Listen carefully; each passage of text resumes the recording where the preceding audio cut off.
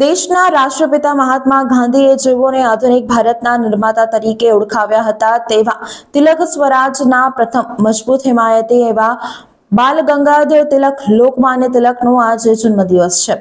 તેમનો જન્મ 23 જુલાઈ 1856 ના રોજ થયો હતો। તેઓ લાલ બાલ પાલ ત્રિપુટીના ભાગ હતા। તેઓ મરાઠીમાં તેમના અવતરણ માટે જાણીતા હતા।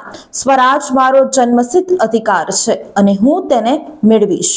તેમણે બિપિનચંદ્ર પાલ, લાલા લજપતરાય, અરવિંદ ઘોષ સહિતના ભારતીય કોંગ્રેસના નેતાઓ સાથે ગાઢ જોડાણ કર્યું હતું। દેશની આઝાદી તથા આધુનિક ભારત નિર્માણ સાથે જ સમાજની એકતા માટે યોગદાન આપનારા લોકમાન્ય તિલકના જન્મદિવસ નિમિત્તે વડોદરા મહાનગરપાલિકા તથા રાજકીય લોકો જ્યાં ભૂલી ગયા ત્યાં આજે શિવસેના વડોદરા શહેર દ્વારા પ્રવક્તા દીપક પાલકરની આગેવાનીમાં શહેરના કોઠી પાસેના આનંદપુરા સ્થિત લોકમાન્ય તિલકની પ્રતિમાની સાફ સફાઈ કરી જળાભિષેક કરી પુષ્પાંજલિ અર્પણ કરવામાં આવી હતી।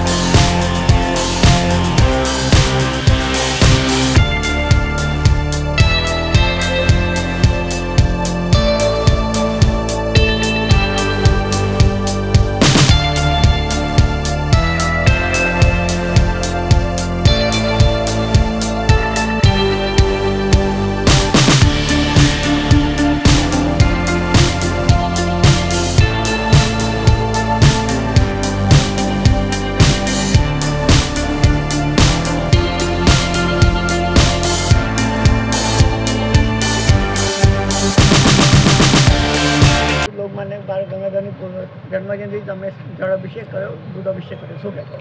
આજે બાળ ગંગાધર તિલક જેમનું બહુ જ મોટું નામ છે અને એક એવું નામ કે જે આજે વડોદરા શું સમસ્ત મહારાષ્ટ્રમાં કે ભારત દેશમાં જ્યારે ગણપતિ દાદાના મહોત્સવ ઉજવી રહ્યા છે એમના પાસે એમનો બહુ મોટો હાથ છે।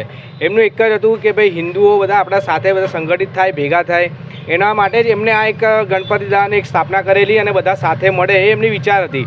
એ વિચારધારાથી જ પ્રેરાઈને આજે તમે જુઓ કે સંસ્કારી નગરી વડોદરા પણ જગ્યાએ જગ્યાએ મોટા મોટા મંડળો સ્થાપિત થયા છે।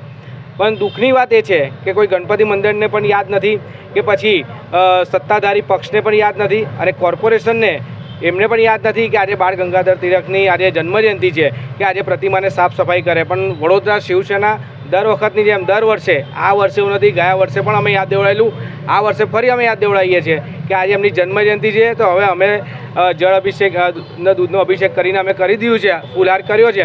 હવે તમે આવીને ખાલી પગે લાગો। બાકી હિન્દુત્વની જો તમે જો વાતો કરતા હોય તો વડોદરાની જનતાએ તમારું હિન્દુત્વ જોઈ લીધું છે। 115 મંદિર તોડવાના જે તમે તકલકી જે નિર્ણય આપ્યો છે એ વડોદરાની જનતામાં તો રોષ છે। સાથે સાથે જો તમે આવા મહાન વિભૂતિને જો તમે યાદ ના કરતા હો તો પછી વડોદરાની જનતા હવે આવનારા ઇલેક્શનોમાં પણ વિચાર કરશે। દીપક પાલકર, શિવસેના પ્રવક્તા। વડોદરાના સમાચાર જુઓ તથા આપણી ચેનલને સબસ્ક્રાઇબ કરો અથવા સંપર્ક કરો।